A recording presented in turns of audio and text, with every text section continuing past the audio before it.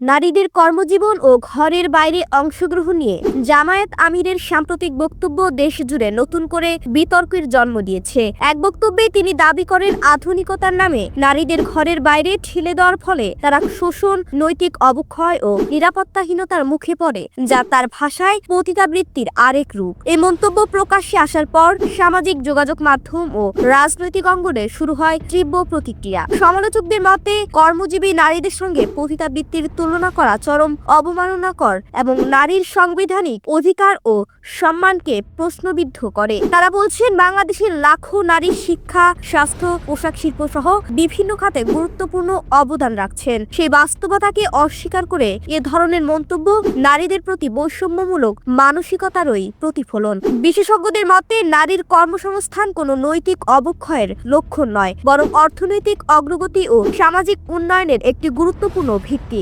আন্তর্জাতিক মানদণ্ড অনুযায়ীও নারীর কর্মক্ষেত্রে অংশগ্রহণ একটি দেশের উন্নয়নের অন্যতম সূচক হিসেবে বিবেচিত হয়। অন্যদিকে জামায়াতের পক্ষ থেকে বলা হচ্ছে, তাদের বক্তব্যকে বিকৃতভাবে উপস্থাপন করা হচ্ছে এবং তারা নারীর নিরাপত্তা ও মর্যাদা রক্ষার কথাই বলছেন। তবে এই ব্যাখ্যা সমালোচকদের আশ্বস্ত করতে পারেনি। এদিকে বিষয়টি নিয়ে নারী অধিকার কর্মী, নাগরিক সমাজ ও বিভিন্ন রাজনৈতিক দল উদ্বেগ প্রকাশ করেছে। তারা বলছেন, নির্বাচনের প্রাককালে এমন বক্তব্য সমাজে বিভাজন তৈরি করতে পারে এবং নারীদের অগ্রযাত্রাকে বাধাগ্রস্ত করার আশঙ্কা তৈরি করে। নারীর অধিকার, কর্মজীবন ও মর্যাদা নিয়ে এই বিতর্ক শেষ পর্যন্ত কোন দিকে যায়, সেদিকেই এখন দেশবাসীর দৃষ্টি।